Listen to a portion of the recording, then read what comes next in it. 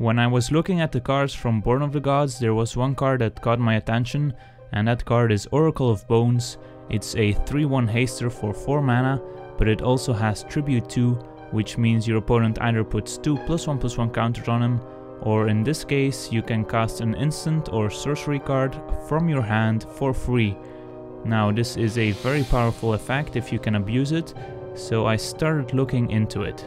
If we take a look at the rulings on Oracle of Bones, we find out that we can cast both halves of a split card for free. The split cards from Dragon's Maze are pretty powerful if you can cast both halves. Now, what of those split cards are in red and could fit into the same deck that Oracle of Bones would fit in? I present to you Catch and Release. Now we're mainly interested in the catch part of the card, which lets you gain control of a permanent until end of turn. It gains haste and you can untap it. So given that it's a permanent and not just a creature, you could also gain control of your opponent's planeswalker, for example. And if we get to cast both halves, we can even sacrifice the permanent we are stealing. You will be gaining a lot of value. Now that we have one good sorcery to cast with our Oracle of Bones, why not take it a step further? In comes Blast of Genius.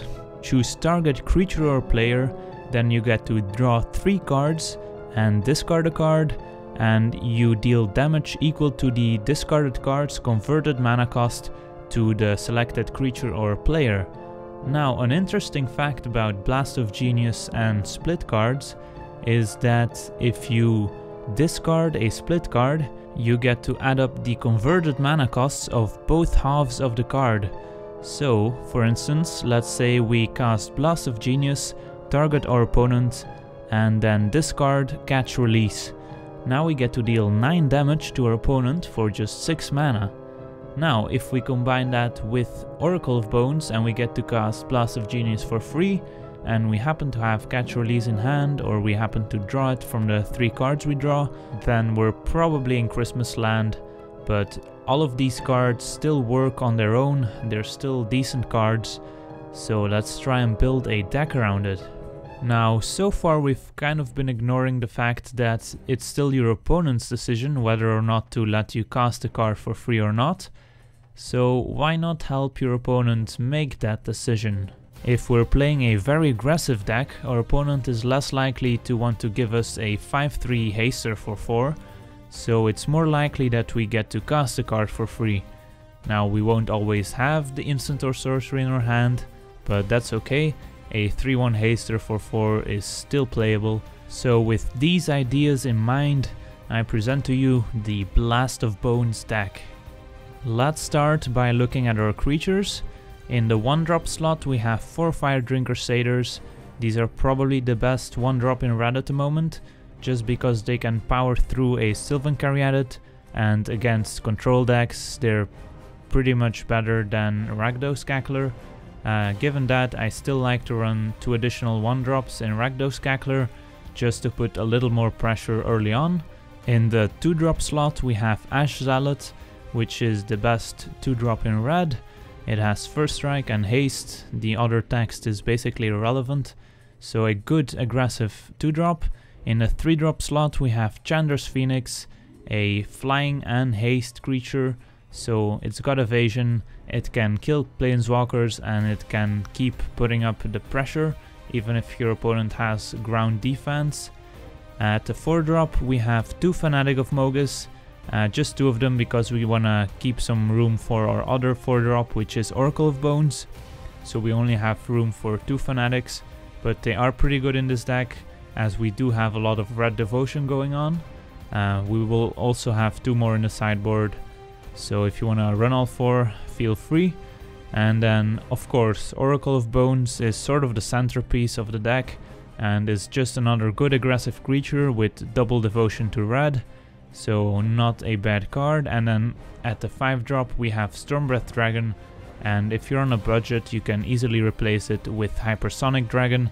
You will just have to alter the mana base a little bit, but both dragons are good because they're aggressive, they have evasion and they have haste, so that still supports our plan. Moving over to our non-creature spells, we have 4 Magma Jets and 4 Lightning Strikes.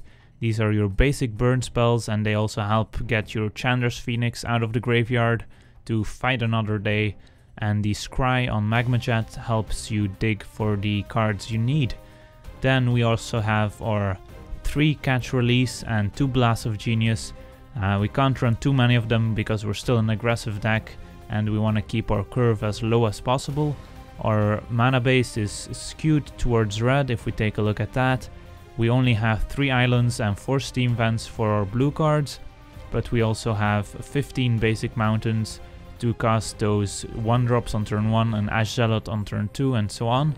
And then we don't have a lot of wiggle room with the mana base because we want all our lands to come into play untapped if we want to. So I only found room for 2 Nykthos Shrine to Nyx. We are a devotion deck after all, so this can help you cast those Blasts of Genius that are stuck in your hand, and they could help you monstrous those Stormbreath Dragons as well. So that's the main deck. Now let's take a look at the sideboard, where we have 4 Frostburn Weirds. These come in against aggressive decks or against creature decks. 2 Boros Reckoner also against the creature decks, and they also add up a lot of your devotion. So against those same creature decks I also like to bring in Fanatic of Mogis, especially if I know that the deck doesn't have a ton of removal and you're more likely to have more devotion.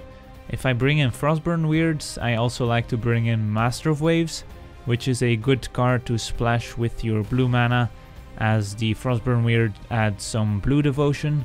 So against red decks or creature decks, these definitely come in. We also have 2 Mizzy Mordors. They come in against the creature decks and against Blood Baron, they're pretty good. And thanks to Nykthos we can more easily overload them.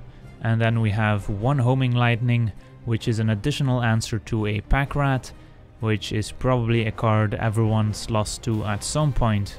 And then we also have 2 Ral Zarek. These are pretty good against control decks, as you get to double lightning bolt them, and if you want you can keep plussing them and try to ultimate it. So this is a deck. Let me know your thoughts in the comments below, and as always, have a nice day.